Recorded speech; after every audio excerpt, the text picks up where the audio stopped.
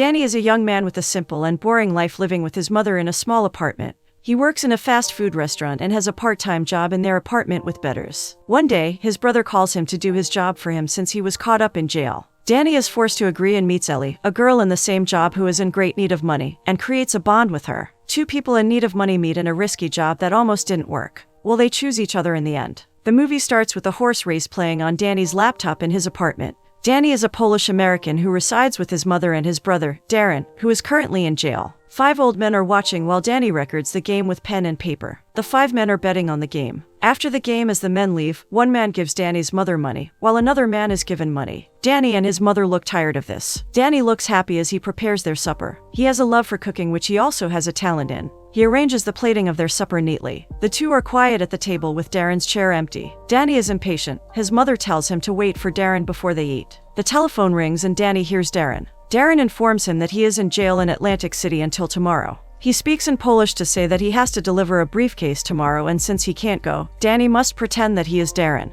Darren says that he needs the money that he will be paid to do it. He goes back to speaking in English and says that he will be very proud of Danny if he does this. Danny asks what is in the briefcase, to which Darren replies that he doesn't know. Danny refuses. Darren asks to give the phone to their mother. Meanwhile, we see Ellie hiding from the conductor on the train that she got on without a ticket. Danny's mother takes the phone from him and talks with Darren. Danny eats an annoyance. Danny's mother asks him to do what his brother asks of him. Ellie gets off the train. Darren tells Danny the details of his job. He is to swap his briefcase with a woman sitting on a bench with a green purse. Danny writes it down but stops when Darren asks if he is writing it down, to which Danny lies he isn't. Danny says that he will do the job and asks who will be driving the car he is supposed to get on. Darren doesn't get the chance to answer as the next person in line to the telephone already pulls the telephone from him. Ellie is walking down a street full of people. She goes to the subway and asks if anyone has a swipe she can borrow, or at least if anyone can swipe her through. Nevertheless, she manages to get in by jumping over the turnstile. Ellie goes into a bar. Scott, one of the organizers of Darren's job, bores Ellie as he talks about the job. Ellie is the driver of the car that Danny is supposed to get into. He says that there is one guy in the job from Philadelphia that Russell and Jimmy know about Darren. He continues to talk about the plan and the other people. Ellie looks over to a table of 3 girls, seemingly jealous of their lives and freedom. She tells Scott that she wants more money from the job. She points out that she is the driver and that she will keep the clock running for them. However, Scott declines and says that she came to him for work and asks about how she lost her previous job, to which she replies creative differences. Scott asks about how she is with Ricky. She is currently living with a man named Ricky whom she doesn't like at all. She says that Ricky asked her to go to Pittsburgh and so she resides with him. Scott subtly proposes that she can stay with him if she doesn't go back to Pittsburgh. They both stay silent for a while until Scott says that she has done worse. She declines and says that she will be going back to Pittsburgh. Scott just says that she must do her job. Ellie looks back again at the table of 3 girls. At his place, Scott gives Ellie a phone that they will use to contact her and the keys to the car that she will be driving for the job. She asks what is in the briefcase, to which he replies that he doesn't know and adds that she can't know everything, and that she just needs to do it. The next day, Danny and Ellie prepare to do their job. Danny leaves early from his job at a fast food chain. Danny walks down a block, looking for a red car. Ellie sees him looking around the car and asks him if he is the guy. Danny, slightly confused, answers that he is and asks Ellie if she is the guy. She answers that she is the girl and they both go in the car. They stop at a house to wait for a man to give them the briefcase. Danny asks Ellie if she knows what the man looks like, to which she replies she doesn't. A man suddenly taps on their window and instructs them to keep the car on and roll the back window down, and goes away again. An alarm starts to blare and the man comes to them running. He drops the case in the back seat and runs away. Danny panics and asks questions as Ellie drives away from the place. Danny gets out of the car and walks to the train station. He spots a woman sitting on a bench with a green purse who nods at him. He goes to the woman's side and puts his briefcase down. He quickly gets the woman's bag and gets onto a train. As the doors close, he notices another woman sitting on a bench looking at him confused. This woman also has a green purse and a briefcase that looks just like what Danny has just left. Danny realizes his mistake, but it is now too late to do anything. He waits for the train to stop and runs back to the station. Meanwhile, Ellie stops the car and calls Scott that her job is done. She removes the SIM card from the phone and disposes of it. Danny rushes to the station, but the woman is already gone by the time he gets there. He spots Ellie and tries to talk to her. She avoids him and runs away. Danny chases her down asking for a contact and informs her of his mistake in giving the briefcase. Ellie walks straight and unbothered, not minding Danny. Knowing that he is not getting a response, Danny blocks her path and tells her that it is his brother who is supposed to be doing the job.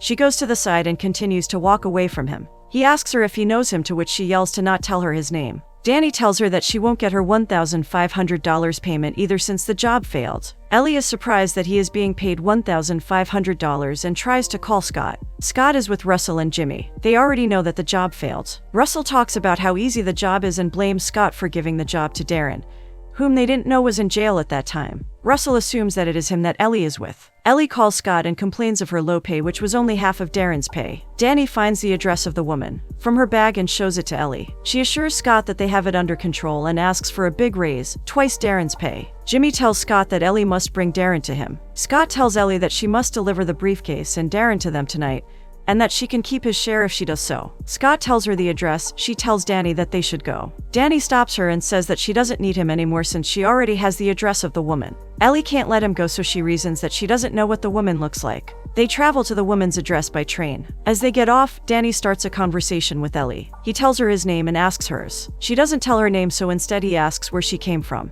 Ellie says that he messed up, so he lost his right to know information about her. He comments that she can be a tough nut to crack. She says that she resides in Pittsburgh with a Ricky. Danny asks what a Ricky is, and Ellie doesn't answer. Danny says that he had a lizard named Ricky. Ellie laughs and agrees that that is what a Ricky is. The two continue to talk as they walk. Danny tells her that he is a chef at a nice restaurant in New York. Ellie says that he doesn't need to leave New York and that there are many restaurants everywhere. Danny agrees and asks what Ellie does for a living, to which she replies that she is currently unemployed. Danny asks what she used to do. She lies, saying that she was a bartender. Danny goes on to tell about his friend who is also a bartender. Ellie seems overwhelmed by this and drops her lie. She says that she used to work in a strip club as a waitress. She gets defensive after Danny says that he thinks he was successful at that and makes him guess her body count. She says it's not a lot, to which Danny replies that he would have guessed higher. Ellie gets defensive again and asks if he thinks of her as promiscuous. Danny replies that he will not think of her like that even if she has slept with 100 men. Ellie seems stunned by his kind reply and agrees. Danny and Ellie are a little lost while finding the address of the woman. They walk into an upper-class village. Ellie checks the mailbox of a nearby house to confirm that they are on the right street. A man driving an SUV stops at them and asks if they need any help. Danny asks if he resides there, and the man says he doesn't. Danny says that they don't, too. The man already knows that they are not from there since they look different from the locals. Danny panics and stammers his sentences. Ellie calmly tells the man that they are a little lost. The man says that they should call the police and offers to call the cops for them. Danny and Ellie disagree and say they would just leave. The man agrees and drives away. Danny apologizes, and Ellie says that it's fine. They continue walking until they knock on the door of a big house. A girl opens the door, mistakes them for someone else, telling them that it is in the living room and to not let the dog out, and easily lets them in. Danny and Ellie go inside the living room and realize that the girl isn't talking about the briefcase. They search the house to find the girl and ask her about it. Ellie spots the pet lizard and shows it to Danny. She tells him that she doesn't understand why parents give kids pets that die so young. Danny replies that maybe it is to let them be sad about smaller things first before the bigger ones. Ellie looks at him in silence. They go upstairs to look for the girl. They go into a bedroom and are amazed by its extravagance. Danny looks out the window and notices that the man with the SUV is driving to the house. They panic and run to the bathroom and jump out of its window and run. They see the girl that they were looking for earlier sitting outside as they run away from the house. She just looks at them with an annoyed face. When they are far enough from the house, Danny says that he will go back to the house and gives his ID to Ellie, and says that he will just make up a name when he gets arrested. Ellie doesn't agree and says that half of that family has already seen his face. She suggests that they wait until morning, hoping that the family leaves, to go back to the house. Danny apologizes for his mistake and says that he will forfeit his share. He says that he can't stay there for the whole night and offers Ellie to come with him and let their bosses deal with the problem. Ellie refuses and says that she will use the money to leave Pittsburgh, and Danny agrees. Danny still doesn't know that Ellie needs to bring him with her all the way so that she can get his share. They walk to a pub. Ellie borrows a phone and leaves a message to Scott that they won't be going down until tomorrow. Danny suggests that he and Ellie get some food. Ellie asks Danny about his love life. Danny says that he has been seeing a girl in his building since last year, and Ellie makes fun of his mustache. She asks about during high school. Danny talks about a girl named Rebecca Vargas who touched his private part in 10th grade for a game.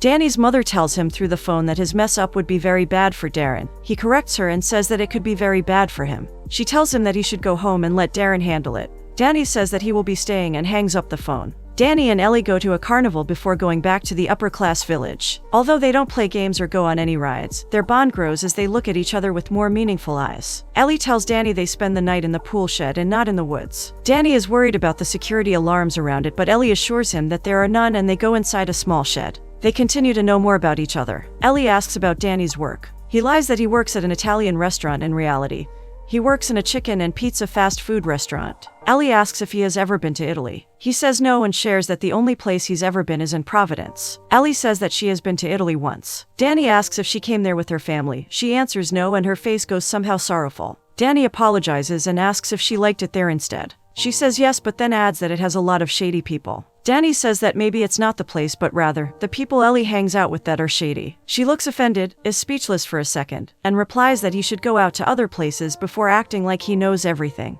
She apologizes for her mean behavior and reasons that she is just cold. He suggests that they hold each other for warmth. Quite hesitant at first, Ellie agrees and they cuddle to sleep. Scott receives Ellie's message that they were delayed. He tells Jimmy and Russell that she has got it under control. Jimmy doesn't believe this and brings up Scott's mistake 3 years ago, but Scott somehow convinces him to move on. Darren calls Scott to inform him that he is in his mother's apartment and that he will be in the motel soon. Only then does Scott realize that Ellie is not with him. Ellie and Danny wake up in the shed. They go back to the woman's house and see that the father, mother, and daughter leave. Danny tells Ellie that the woman he gave the briefcase to is not among them. They go in through the back door and Danny looks up an address or contact for the woman and successfully finds where she works. Her name is Vanessa Warengo at Annabella Advisors. Ellie says that she will change clothes and that Danny should get some food in the house. Ellie picks a handful of clothes from the closet and chooses a dress. Danny prepares and packs a sandwich. While waiting for Ellie, Danny decides to shave his mustache. Ellie gives him a shirt to change into. She tries to not look at him as he lifts and changes his shirt. He smiles and they leave the house on bicycles that they found in the garage. Danny and Ellie eat their sandwiches as they wait for the train. Danny asks what Ellie thinks of his mustache. Jimmy, Russell, and Darren are at Danny's mother's apartment. Danny gives Jimmy the name and address of the woman. Jimmy says that he'll be sending his guys over there and tells Danny to stay with the woman. Ellie asks about her payment. Jimmy replies that she'll be getting what they agreed to. He also informs Darren that Ellie will be taking her share. Darren stays silent for a second and goes to the comfort room to call Vanessa's office. He asks her if she has the briefcase and they agree to meet outside of the office to exchange their belongings. Danny and Ellie see Vanessa go outside and they follow her. Meanwhile, Jimmy doesn't allow Darren to run any more errands in the meantime. Danny calls Jimmy to say that they already have the briefcase and explains that they followed her outside. They exchange bags with ease. Vanessa mistook Danny for the one who called her and gave him the briefcase right away. Jimmy gives Darren the phone to talk to Danny. Darren talks to Danny in Polish. He says that Ellie will take his share and is only using him to do so. He also tells him to just go home and bring the briefcase with him so that he can give it to Jimmy himself and cut off Ellie from it. Danny's mood changes and says yes to Darren. Ellie notices the shift in Danny's mood and asks what the matter is. Danny lies and says that he got fired from his job at the restaurant. Ellie tells him that he should just wait nearby at the motel and let her give the briefcase to Jimmy. Realizing that his brother is right, Danny nods and lies that he will call his manager. He stands by a phone booth while holding the briefcase and leaves Ellie on the other side of the road. He walks away from the telephone and gets up on the bus. Ellie sees this and chases the bus with a worried face until she gets on it. She spots Darren right away. He looks emotionless and leaves the briefcase on his seat before going down. Ellie gets the briefcase and goes off the opposite way from him. She looks sorry as she looks at Danny's ID with her on her way to the motel. Danny goes home to his mother and Darren. Darren is furious that he didn't bring the briefcase with him. Ellie goes to the motel but no one is in the room. She goes back outside to see Scott waiting for her and tells her to go inside a car with Russell driving. Darren talks to Danny as he cooks. He tells that Ellie won't be leaving anybody even if she thinks she is. He is referring to Ricky, whom she resides with. Danny curses Darren in his face, and Darren throws a lighted cigar on his back. Danny goes to the bathroom to get rid of it and accidentally rings the fire alarm when he forgot to turn off his cooking. Ellie asks Russell where they will be going. He replies that they are going to a rich lady. He drops her at a hotel where she walks in alone with the briefcase. A lady opens the door for her and asks her to sit. The lady tells Ellie the combination to the briefcase and opens it to find an artwork that the lawyer said she couldn't get. She tells Ellie to not marry a man who doesn't love his mother. Ellie stays silent the whole time. The lady gives Ellie $3,000, thanks her, and says that she'll let Jimmy know that it's done so everyone can get paid. At his home, Danny's mother scolds him for the fire he almost started. A man comes inside to bet, and Danny tells him that they are not open. He hears another knock but looks up to see Ellie instead. Danny and Ellie's faces both show a little smile at the sight of each other. Danny's mother asks who she is, and Ellie says that she's Rebecca Vargas. Danny laughs and says that they went to high school together. They go to his room and split the $3,000. Danny asks where she is going. Ellie replies that she'll be going back to Pittsburgh.